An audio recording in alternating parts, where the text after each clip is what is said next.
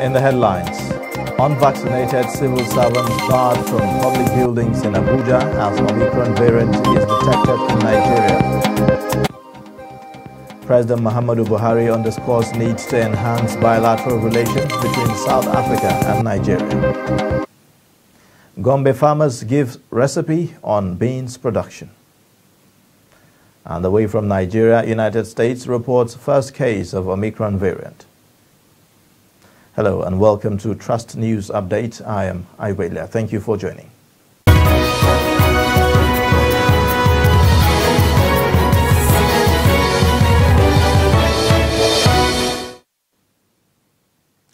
The news in detail. Federal civil servants and people with businesses to attend to were reportedly prevented from accessing government buildings in Abuja on Wednesday over COVID-19 vaccination.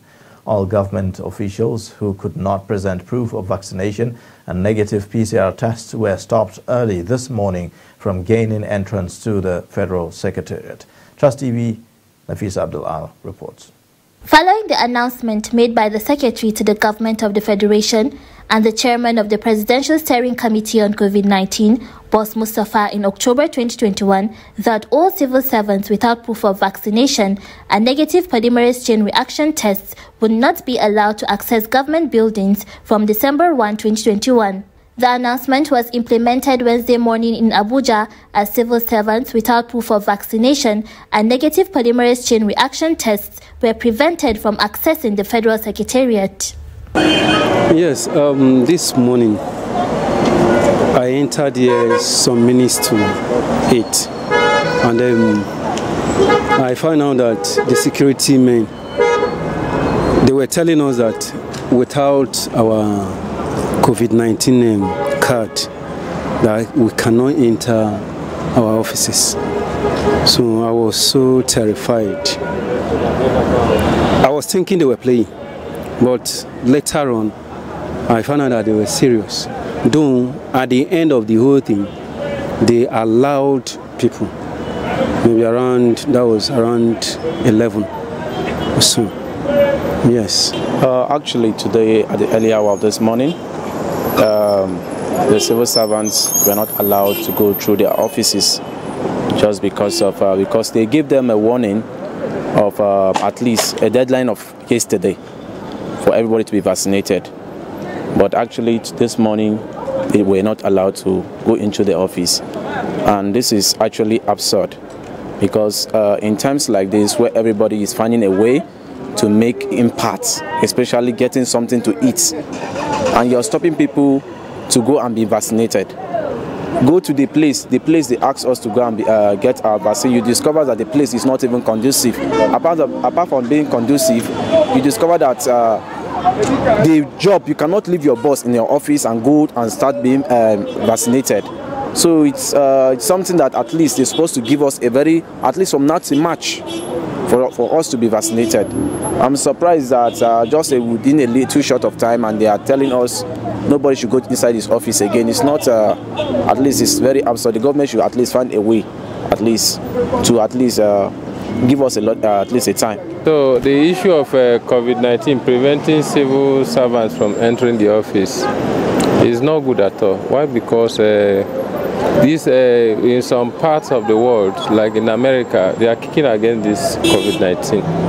They don't want people to be taking it because of the side effect, and they are now forcing our people to take it by force. I don't think it's wise for government to impose it on us that we must take it. After all, they have said the COVID-19 killed this, killed that. We have not seen it. We are not even sure that it's COVID-19 that killed those people they mentioned. That's what it's all about. It is not the right decision because the vaccination, it shouldn't be by force. That is, if you are forcing somebody that doesn't want to do something and you ask him to do it by force, that is against human rights now. It's not fair. The Association of Senior Civil Servants of Nigeria had, however, asked the federal government to extend the deadline till March 2022. Nafisa Abdul-Al, Trust TV News, Abuja. Meanwhile, Nigeria Center for Disease Control has reported 52 infections in 6 states and the Federal Capital Territory, Abuja. According to the agency's update for Wednesday, Lagos reported 29 cases, followed by the FCT with 12 infections, while Kaduna recorded 4 cases, among others. The agency said 8 persons recovered from the infection, increasing the total discharged figure to 207,312.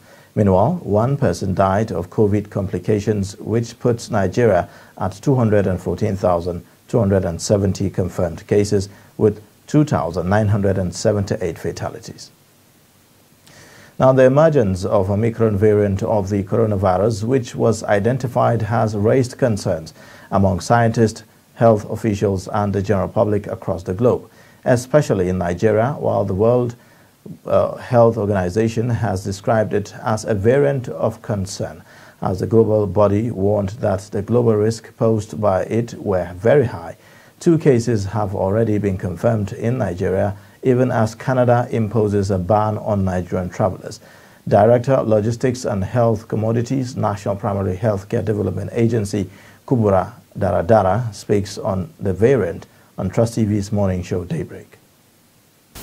Actually, Omicron was first detected in South Africa, but the South Africans are saying it's because they have an advanced genome sequencing. That is why people are saying it was first detected in South Africa. So we don't actually know where it came from, though it's been said that it was first detected in South Africa. So for now, the tests are still going on, but from what we are hearing, it's going to be more virulent than the other variants that we have seen before. But tests are still ongoing so that we can see the difference between it and the other variants that we have had. These COVID-19 vaccines that we are using, the Pfizer, the Moderna, the AstraZeneca, are still effective against the Omicron. So you have to note that what the vaccine does is that it strengthens your immune system, so that even when the COVID-19 virus enters you have already developed a sort of immunity, so you don't really come down with the illness. So it's still effective. These vaccines we have, they are still effective against the Omicron virus. President Muhammadu Buhari has underscored the need to enhance bilateral relations between South Africa and Nigeria to avoid unhealthy competition. The president stated this on Wednesday while receiving President Cyril Ramaphosa at the State House in Abuja. President Buhari, at the opening of the 10th session of Nigeria-South Africa Binational Commission held in his office, said such relations are necessary to evolve a bond that will be of benefit to both countries and the entire African continent. In his remarks, South African President Cyril Ramaphosa appreciated Nigeria for extending a hand of friendship and said all African countries must work together to overcome challenges presented by the new COVID-19 Omicron variant. To thank members of the South African delegation and the experts who worked tirelessly during the senior officials meeting.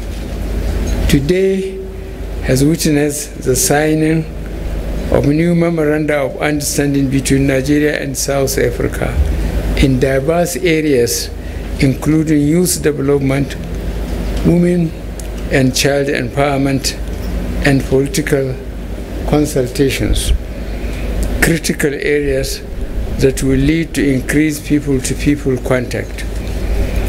Existing memorandums of understanding signed during previous binational commission meetings were also reviewed. These include memorandums of understanding on military cooperation, power, cooperation in the field of geology, mining and mineral processing, oil and gas, and several others. Members of the media, of course, allow me to express my gratitude once again for receiving us so warmly here in Abuja. I think it is important that I emphasize this in the light of the discovery by South African scientists of the Omicron variant of the coronavirus and the subsequent imposition of extremely harsh and unfair travel restrictions on flights from and to South Africa, as well as on a number of other African countries. President Buhari, the solidarity expressed by yourself and the government of Nigeria sends the strongest message. It says that as African countries, we are standing united against the imposition of arbitrary and discriminatory restrictions that are not only unscientific, but counterproductive in the long run. Indeed, the leaders of Côte d'Ivoire, where we are traveling to later today, as well as the leaders of Ghana and Senegal, have also expressed their dissatisfaction with the travel ban against South Africa and our sister countries in Southern Africa. This is a global pandemic, and overcoming it requires that we collaborate and work together as a collective. The resulting damage to this travel ban to the economies of the countries affected will be considerable and long-lasting. So I want to use this opportunity to once again call on the countries who have imposed this ban to reverse their decisions, whether they are in the northern, more developed economies or in other parts of our continent and elsewhere.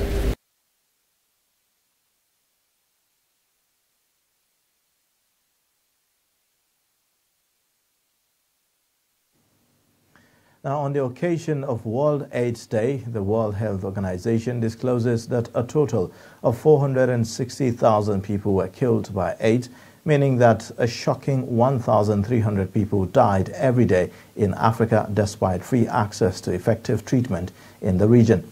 According to the National Agency for the Control of AIDS, Nigeria recorded 86,000 new HIV infections and 49,000 deaths from HIV-related illnesses in 2020, with an estimation of about 1.7 million people living with HIV. Trust TV's Aisha Salihu completes the story. World AIDS Day, celebrated December 1 every year to honor the people who have fallen to the disease, as well as people living with HIV. It is also celebrated to raise awareness on the disease and the need for people to know their status. The National Agency for the Control of AIDS in Nigeria says there is the availability of modern facilities to combat the disease among key population transmission. In terms of new mode of treatment, apart from what we do now conventionally, where we give patients living with HIV/AIDS drugs of multiple months, we call it multi-month dispensing. When they go, we don't see them until after 3 months, and that gives them significant break in terms of them frequenting hospital every month to take medication. So that one we're doing already. But one thing that has come up now and is practiced somewhere is the injectable HIV drugs. The injectable HIV drugs are drugs that are given every two months, and now it is looking like it's possible to give every three months. In a year, meaning someone will show up at the clinic and take this injection like 4 times or 6 times, and that's all. And this is especially convenient for patients that feel uncomfortable taking pills every day, or that find it very, very difficult to adhere to the regimen of taking this drug on a daily basis. The Society for Family Health and Intervention Organization highlights their core achievements in collaboration with the network of persons living with HIV and AIDS. We work very closely with NEP1, the National Association of Network of People Living with HIV and AIDS. We've done a lot of work together. I just mentioned the Stigma Index survey. It was actually pioneered by SFH, and we provided technical support to NEP1 whilst they were doing, the most recent one that was funded by the Global Fund. We do a lot of monitoring together to ensure that the quality of services that are provided are of top notch, and that nobody gets services that are not what it should be based on the national guideline. So we work very, very closely with the network of people living with HIV and AIDS, both at the national level and at the state level. International health agencies urge global leaders and citizens to confront the inequalities that drive AIDS and to reach people who are currently not receiving essential HIV services. Aisha Salihu, Trust TV News, Abuja. Now to yet another tragedy. 29 people have so far been confirmed dead, while 13 others still unaccounted for from the Kano boat accident. Trust TV correspondent Idris Jibrin, who visited Bagwai local government area, reports that search and rescue operation is still ongoing within the river. This report. Behind me is Badau village, where the victim are said to have been coming from. According to the resident here, even though there is another route down there that the people can easily follow and pass through to Bagwai township, but it's a bit difficult. This is the easiest way they can follow from that Badau village to Bagwai township. Now, I asked the people here, they told me that there are about 48 people inside the boats that capsized here, and that about 20 people have died, while some are still inside the water. Now, there are fire service officials around who are carrying out the rescue operation, but because of the nature of the water, the breeze that is blowing, they cannot enter inside the river as of now. They have to wait until late evening before they enter. In the meantime, there are at least 13 people inside this river that have not been found. So they are going to continue their struggle until they find the remaining people that are inside here. Few others are still in the hospital undertaking treatment here in Bagwai. On Tuesday, November 30th, 2021, a group of men, women and children, numbering 49, were said to have left Badau village to Bagwai town, where they are attending Maulud. Lodi daga can karamar hukumar Bagwai Badau kenan.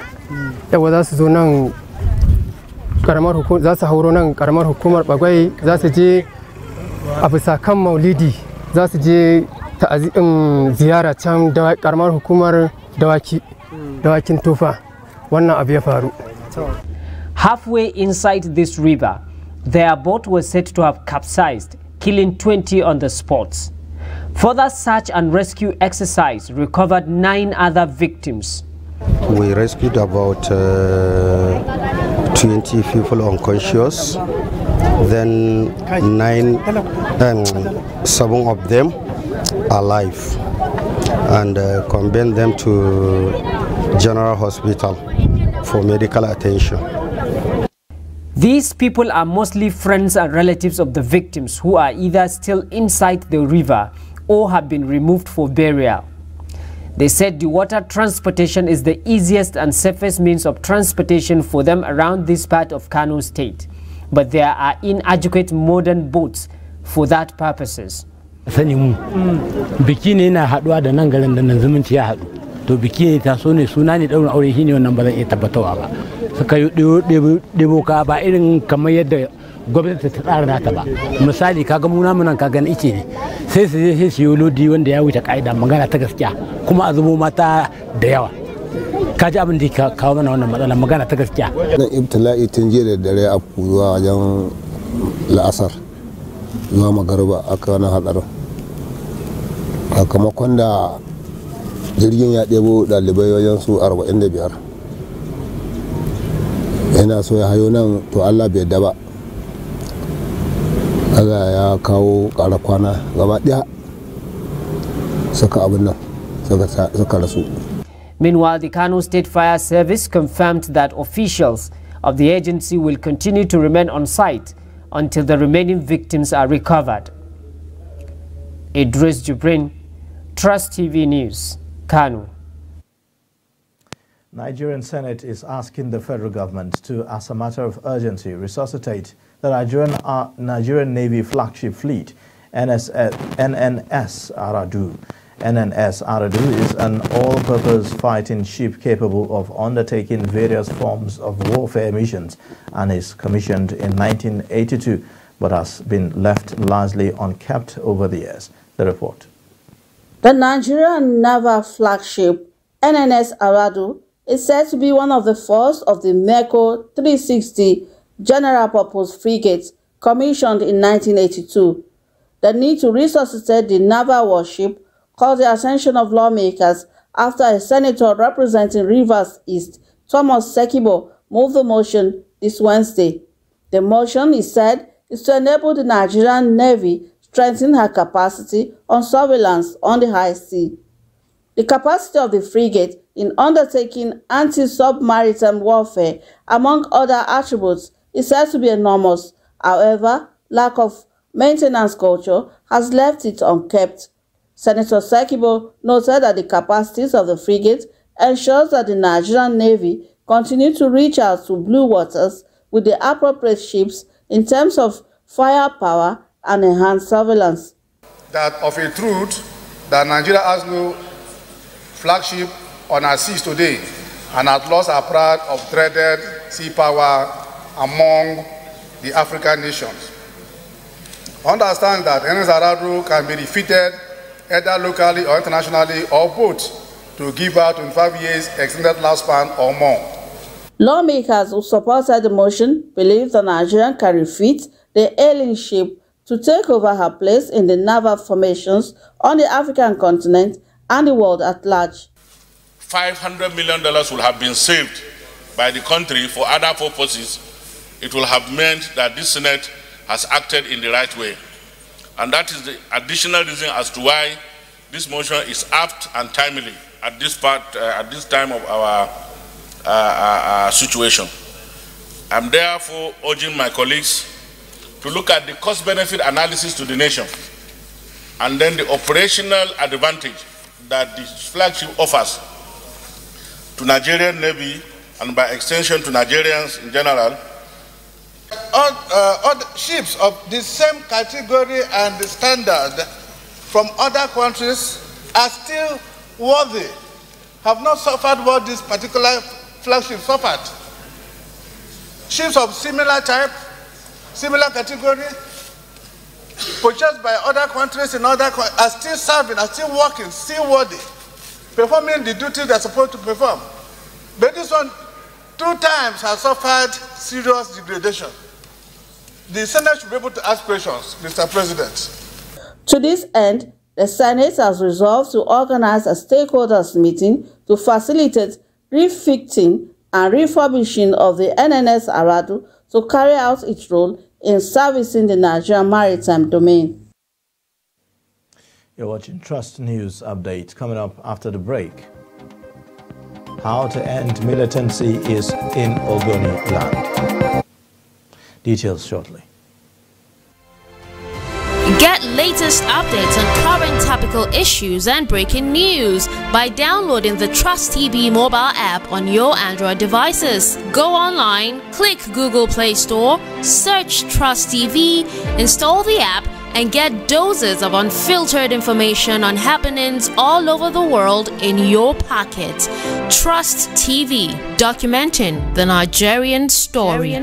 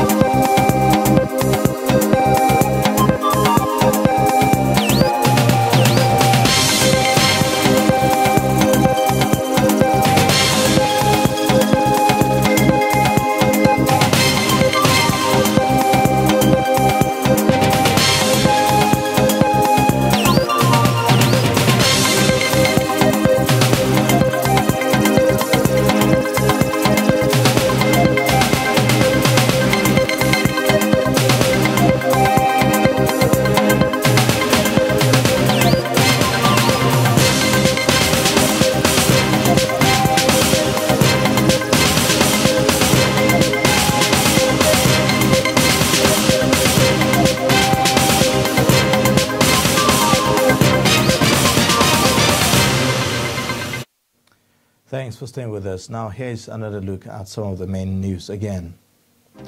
Federal civil servants and people with businesses to attend to were reportedly prevented from accessing government buildings in Abuja on Wednesday over COVID-19 vaccination. 29 people have so far been confirmed dead, while 13 others still unaccounted for from the Kano boat accident. Now, the federal government says it will engage youths of Ogoniland in environmental surveillance at the ongoing High Prep cleanup site. Minister of State for Environment, Sharon Ikezo, stated this during a stakeholders meeting held in Bori, Kana local government area of Rivers State. The report. State for Environment, Sharon Ikezo, says there will be an health audit of Ogoni people to ascertain what interventions need to be done. Ikezo assured that the Ministry of Environment will continue to engage the people of Ogoni and communities while also appealing for collaboration with all stakeholders to make the cleanup project a success. And also, you call it security, I call it environmental surveillance on the issue of engaging our youth. We are putting the process in place to engage our youth to be the ones surveying and protecting all environmental sites where we're cleaning. So the more we have our young people take over the securing of this site, the better for us. Earlier, the chairman of Ogoni Supreme Council of Traditional Rulers, King Godwin Ginimwa, called for the establishment of a University of Environment in Ogoni land to serve as a center of excellence as recommended in the UNEP report. Also speaking, former President, Movement for the Survival of the Ogoni People, Ledo Mite, called for employment of youth in the project as well as training on skills. Is that education is the key role of every development in the world. Our senator applied in the Senate, made a provision for University of Environment. And when we visited the president about 3 weeks ago, we mentioned it to him that we need a university in Ogoni. And he said when the assembly sent the report, he's going to approve it. But I'm quite sure now that the report has come to the president. Please tell the president that the Ogoni people who are in people want that university. And now if we take these sites that 150,000 is being paid to about 500 youths for each of the areas they will be cleaned up, there will be some transformation and it will help the security of the situation. We cannot have 1 billion being spent on our land or in our name and we do not have what is 100 million transformation. So I feel that the challenge is how do we transform the amount of money being spent to the lives of our people. The minister said her goal is to ensure that the cleanup project is owned by the Ogoni people and that more indigenous people acquire the required skills and ability to participate in the cleanup. With that, we wrap up Trust News Update, but you can click the subscribe button on our YouTube and also follow us across all social media handles for latest news updates. I am Ayuele. Thank you for watching.